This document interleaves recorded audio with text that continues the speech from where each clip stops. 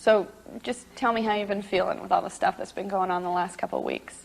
Good, relieved, happy to be home.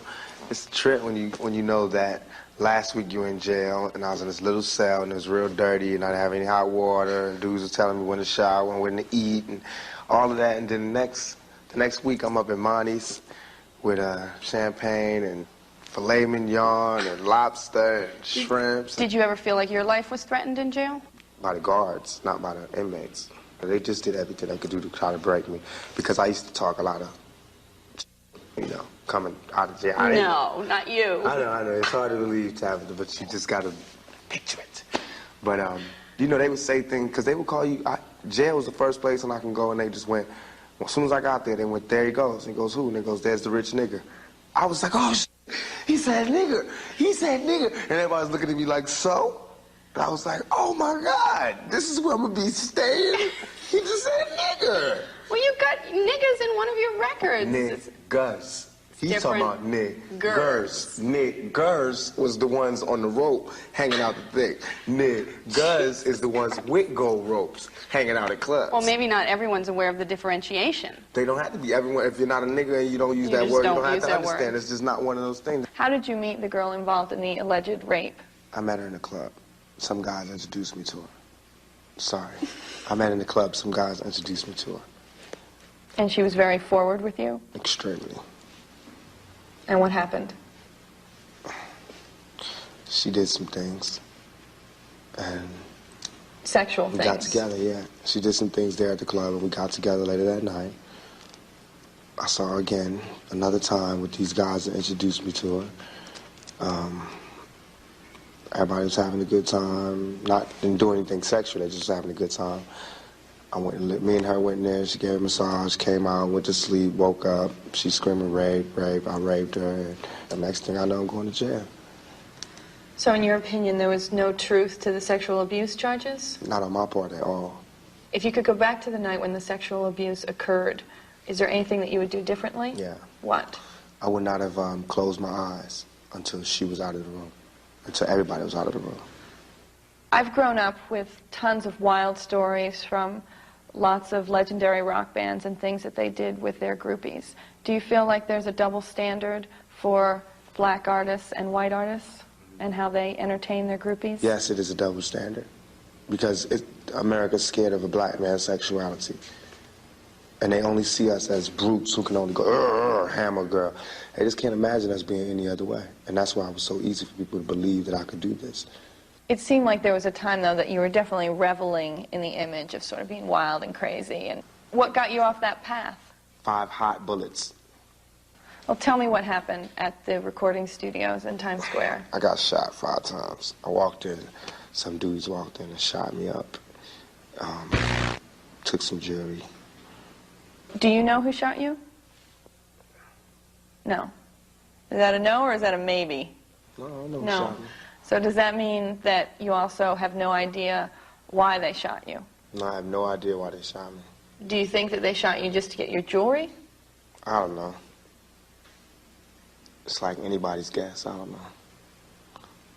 I don't really like to talk about it. At any point did you think that you were going to die after being shot 5 times? No. No, I didn't. Immediately I was like, God, man. I know how it's going to be. When I die, it's going to be no noise. You're going to hear people screaming. I'm going to fade out. You were on trial for sex abuse charges at the time of the shooting.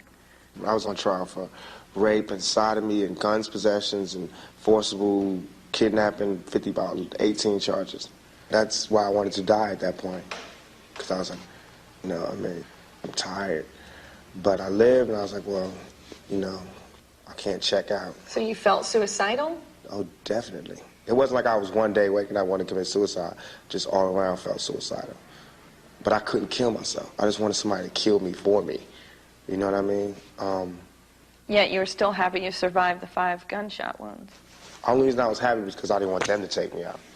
I want honor, man. I want suckers that want to rob you, taking you out. You know what I mean? That's cowardly. Do you feel rehabilitated? That's what they try to do in jail. No, jail is not a rehabilitation thing. I feel like I've grown and matured.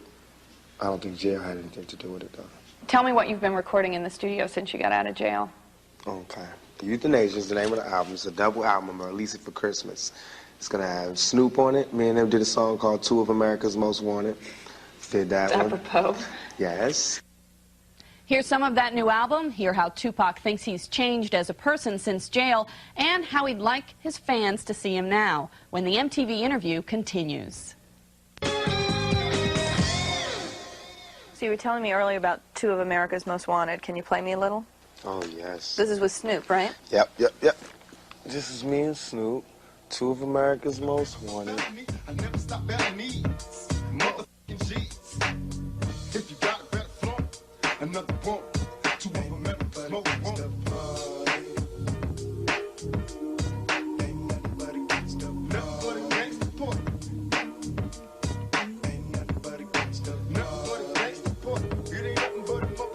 How long did it take you to record that? Was it just one day in the studio? One day in the studio. That was one of 2 other songs I did that day.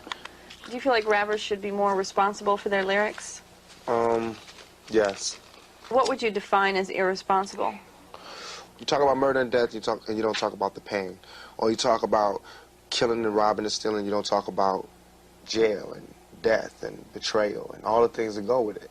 A lot of people would characterize your music as gangster rap. Do you? No. Why not? Marlon Brando's not a gangster actor. He's an actor. Axl Rose and them are not gangster rock and rollers. They're rock and rollers, right? So, I'm a rapper. This is what I do. I'm an artist. Well, what's on this dad that you could play us? This one's called Life Goes On. It's like talking about all the deaths that we have and how you just got to get over it. How many brothers fell victim to the streets? Rest in peace, young nigga. There's a heaven for you. I'd be a lie if I told you that I never thought of that. My nigga, we the last ones left. Guess I fell through the empty halls, breath stinking in my drawers. Ring, ring, ring. Quiet, y'all. Here coming call. Plus, it's my homie from high school. He getting by. Does anything that Bob Dole says make any sense to you as far as rap is concerned? No, I don't have no disrespect towards Bob Dole. I know he don't know what he's talking about. He's just talking. Some card that somebody gave him. He's just reading off that card. But he's cute, you know what I mean? He's my grandfather. One of the characterizations made of rappers often is that they're very boastful. It seems like right now you're taking pains to be humble and look at things from a very realistic perspective. Is that accurate? Mm-hmm. I think being humble is sexy.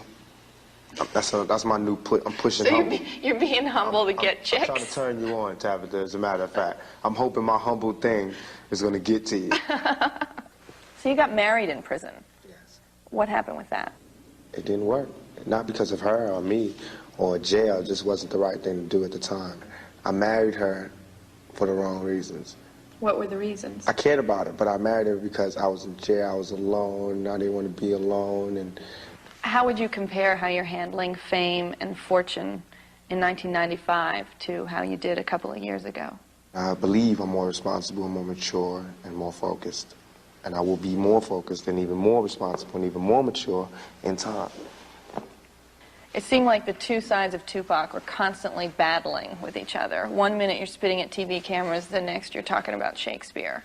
Have you reconciled those two? Hopefully. I like to think so. I think that I was a reactionary, and now I don't do that anymore. Same person, it's just I don't react. Before I reacted, I didn't like the cameras, I spit. The last time we talked, you said that you were best known for your big mouth. What do you feel like you're best known for now? Taking 5 bullets. That. Surviving. I'm known as a survivor now. I hope so. For the jail thing, bullets and everything, controversies and everything. I hope so. And I want to be in the future known as somebody, you know, I want people to be talking about me like, you know, look, remember when he was real bad? Remember when Tupac was real bad? You know what I mean? They do that about a lot of actors now. Like John Travolta, I read stories, it's like, remember you were wild? And all these other people, now they like their sweethearts. We all should get that chance. I just want my chance.